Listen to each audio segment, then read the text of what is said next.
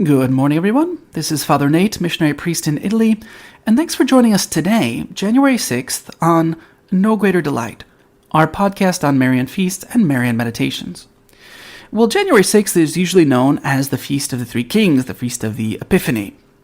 However, we see this is oftentimes combined with Marian devotions. Why might that be? Well, one of the few passages that we have regarding Mary in the scriptures is actually the one where the three kings come. For instance, Matthew chapter 2, verse 11. And when they came into the house, that is the kings, they saw the young child with Mary his mother, and fell down and worshipped him. And when they had opened their treasures, they presented unto him gifts, gold, frankincense, and myrrh. So, for instance, today, we have the celebration of Inmaculada Concepción de Guarda Viejo in Guatemala City in Guatemala. Now, you may be thinking that's kind of a strange day to have a procession in honor of the Immaculate Conception. Yes, but actually this is the closing of a celebration that started on December 7th, the Vigil of the Immaculate Conception. In fact, they've celebrated for an entire month. This statue of the Immaculate Conception is a very old one, right? Probably it came there in about the 1800s at least, right? In spite of the efforts of someone to destroy it in 1987, the statue was reconsecrated and on this day, January 6, 2003, by Cardinal Quisada Toruño, the Archbishop of Guatemala. The tradition is that on January 6th, the believers process with the statue through the city as they pray. Now we'll jump over to Naples, Italy, where they celebrate the Madonna del Buon Consiglio, Our Lady of Good Counsel. This image was solemnly crowned on this day, January 6, 1912, and the first stone of the basilica was placed on this day as well in 1920. Speaking of the first stone of the cathedral in Monaco, entitled the cathedral with the name Notre Dame Immaculée, Our Lady Immaculate, had the first stone placed in 1875. If we jump down to Colombia, in Paz de Ariporo, Casanare, they celebrate La Virgen del Manare, Our Lady of Manare. Likewise, there is a tradition that says that today was the day of Jesus' first public miracle performed at Mary's request. If you recall, that's the wedding feast at Cana. You can find that in John 2, verses 1 through 10. And for this reason, sometimes today is celebrated as the Feast of Our Lady of Cana. Lastly, we have the first apparition of the Madonna del Divin Pianto in Cernusco sul Naviglio in Milan, Italy. Right, so Our Lady of Divin Pianto, Our Lady of divine tears, right? So, what happened in 1924?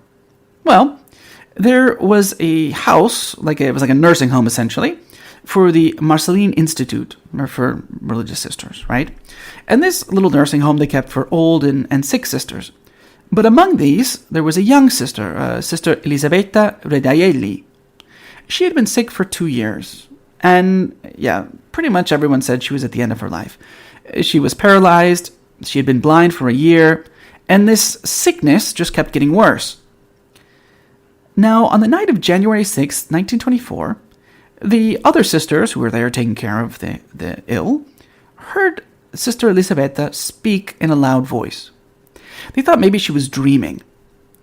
But she wasn't dreaming at all. She was, in fact, conversing, as she would say later, with a beautiful woman who had come to visit her. The lady comforted Sister and told her to suffer for the love of God.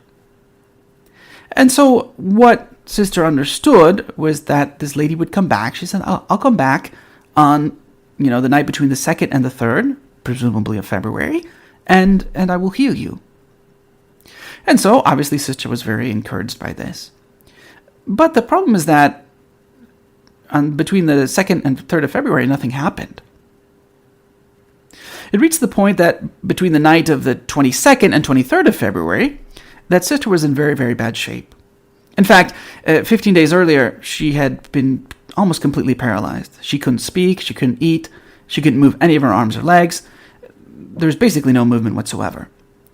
The doctor who was in charge told the sisters, it's a question of hours.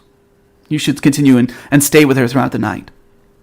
In fact, there were 2 sisters there who looked after her, a nurse and another one, and these 2 would later be witnesses of the miraculous event. It was about 11:45 at night. all of a sudden, the sick sister just kind of like jumps up.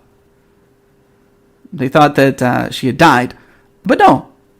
Sister Elizabeth shouts out. She says, "Oh, my lady, my lady." She said, "I thought you said you would come on the, the lady." Our lady replied, "No, I told you I would come between the 22nd and the 23rd. And Elizabeth replied, "Oh, between the 22nd and 23rd? I thought you had said between the 2nd and the 3rd. No. It's kind of funny that she would miss something that important, but that's okay. In the end, she was perfectly healed and lived a long life. That's Our Lady for you, taking care of the sick. For today's reading from the Imitation of Mary by Alexander de Rouville, we continue with Book 1, Life and Virtues of the Blessed Virgin Mary, from her Immaculate Conception to the Birth of Jesus. Today we consider Chapter 19, which is a conversation between the believer and Mary, and it's entitled, Dryness of Some Souls in the Practice of Piety and Even in Communion. The believer. Mary, next to Jesus you are my refuge and my counselor. Thank you for the instruction you have so kindly given me. Yet, Holy Virgin, at communion time, despite my efforts to have the sentiments which the presence of the body and blood of the Lord should inspire in me, my soul is often dry, my heart cold. Why is it that I cannot share at that time in the sentiments of tender love and sensible sweetness that must have been yours when you carried Jesus in your womb, and which devout souls share when they receive communion? Mary. My child, when you find yourself dry at communion time, humble yourself with the reflection that you deserve such a condition because of your unfaithfulness. Then bear your burden patiently in expiation of your sins, and do not lose heart. If you have reason to believe that your state of deprivation is really a punishment, then change your ways. If it is only a trial, then turn it into a source of merit through your submission. The profit from a good communion is not necessarily connected with enjoyment at the time of reception. The profit to which I refer is fidelity to one's duties. A heart may be sincerely and entirely dedicated to God, and yet find no pleasure in the things of God. Many souls who are advancing fervently along the path of perfection are tested by dryness in prayer, and even when they approach the Eucharistic table. Virtue does not depend on tangible consolation. On the contrary, it is to be feared that souls may not be sufficiently detached from such consolation. The divine spouse knows very well what souls need. He gives to some a sweetness and consolation he does not give to others, because he wants the latter to adore without seeking to understand fully. A negligent soul must not expect generosity on the part of Jesus. On the other hand, a faithful and fervent person ought not to regret having occasion to show Jesus that he serves him for his own sake than for his gifts. Do not think then that God is rejecting when you feel repugnance in his service. Instead, strive faithfully to please him, and do all as though you found his service delightful. My child, go to your God through faith rather than through the senses. Try to please him in all things. If you succeed, you will have found the happiness the saints sought and found. The state of dryness can be a great help to holiness if you profit by it to adapt yourself to the divine plan. What God intends to accomplish through your persevering in such a state is to teach you not to seek yourself, but to find your happiness and merit in pleasing him. And now the believer. Holy Virgin, I deserve no consolation, and in this, as in all things, I bow to the will of the divine teacher. Blessed be he, if in his mercy he places me among those to whom he grants these sensible consolations. But blessed be he, too, if he denies me them. I ask no other consolation of Jesus than to be faithful to him.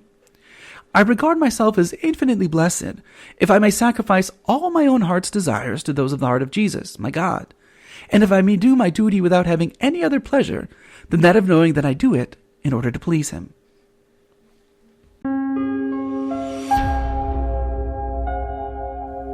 Thank you for listening, and we hope you enjoyed our Marian podcast.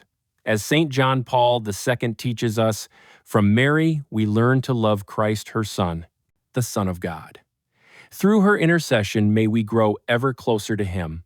We encourage you to share this with a loved one or friend and help spread our devotion to Mary. Thank you, and God bless.